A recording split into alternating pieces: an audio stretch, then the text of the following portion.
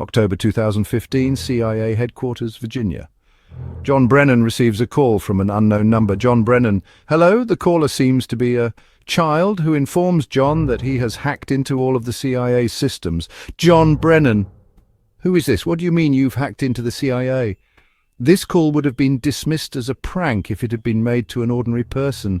However, John Brennan was not just anyone. He was the director of the CIA, the world's most powerful intelligence agency. Even knowing his personal mobile number was a significant feat. This is the story of two children who hacked into the CIA's systems and brought a superpower like America to its knees. When the caller's demand is asked, he says that America should stop its attacks in the Middle East, especially Palestine, and let the world live in peace. Cracka. You need to stop all your attacks in the Middle East, especially Palestine. Just let the world live in peace. Even before the phone call, the CIA had realized that their system had been hacked. You will understand the impact of this hacking on the CIA and America as you continue watching this video. As soon as the call ended, the entire American government and the CIA sprang into action. It was a matter of great embarrassment for the CIA as a child had hacked into their highly secure systems. CIA agent, this is a major breach. We need to identify the hacker and secure our systems immediately. Let me tell you that CIA agents consider it a major defeat if their identity is revealed. In fact, there is a Starbucks branch inside the CIA headquarters in Langley, Virginia that serves coffee in cups without any logos or agent names on them.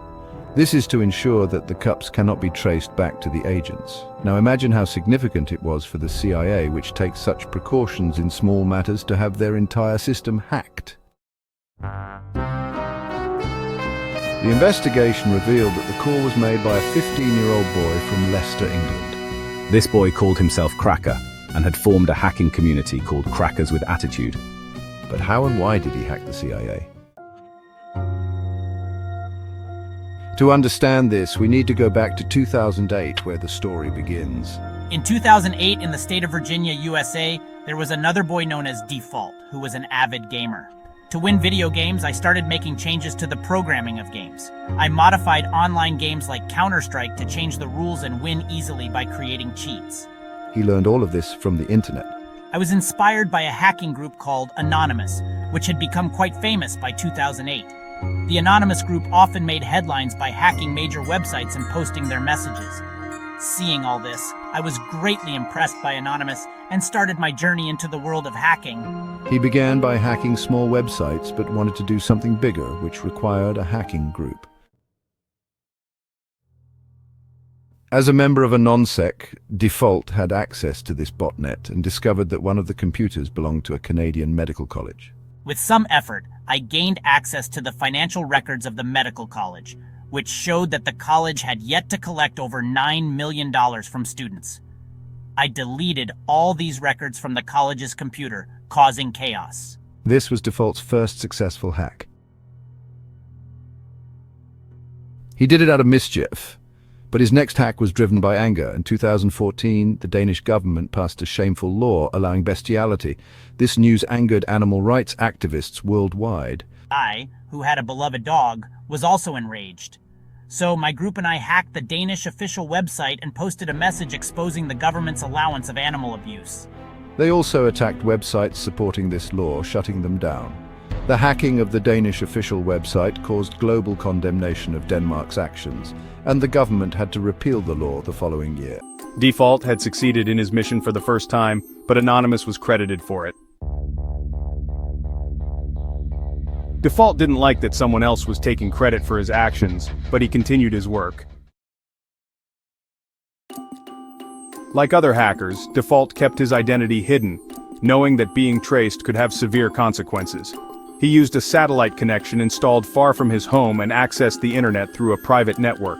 His computer was highly secure, taking 30 minutes to boot, but he didn't mind waiting for the sake of privacy.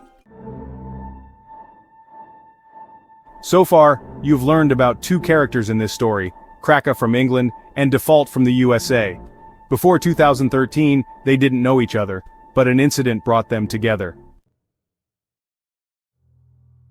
Edward Joseph Snowden, a computer intelligence consultant with the NSA, discovered that the CIA was secretly collecting and using data from every internet user without their knowledge. Snowden wanted to expose this secret but feared for his life in the USA, so he went to Hong Kong and revealed the CIA's secret to journalists. This news caused a global uproar, as people were furious that their data was being used without their permission. In response, Default and Cracka contacted each other and decided to teach the American government and the CIA a lesson. They wanted to make the CIA understand how it feels when personal information is leaked. Both had the same goal. Default wanted revenge for the invasion of privacy, and Cracka wanted to retaliate against American attacks on Gaza. Then they wanted to hack a high-profile individual, and John Brennan, the CIA director, became their target. Cracka found a public phone number linked to John and called Verizon's internal tech team, pretending to be an employee needing assistance with a technical issue. After verifying his identity with a PIN code he had already hacked, Verizon shared John Brennan's personal details with Cracka, including his account number, backup mobile number, address, and the last 4 digits of his bank card. The next step was to hack Brennan's email. Cracka used social engineering to gain access to Brennan's email by answering security questions based on information he had obtained. He then accessed Brennan's personal email account, which contained important and top-secret documents, data of other CIA officers, social security numbers, and government instructions.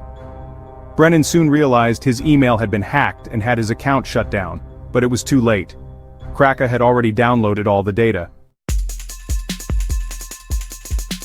Cracka began publicly releasing the official documents one by one, causing a massive uproar in America and worldwide.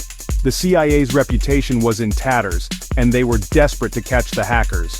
However, they had no leads. After a few days, Cracka leaked the personal information of 9,000 Department of Justice employees and 20,000 FBI agents on social media. Cracka felt untouchable, but Default, who was in the USA, became increasingly anxious. Default's mistake was revealing his involvement in the CIA hack to a friend while intoxicated. This led to the FBI raiding his room and arresting him. During the interrogation, Cracka's name came up, leading to his arrest with the help of British police. Cracka's real name was Kane Gamble, while Default was Justin Gray Liverman.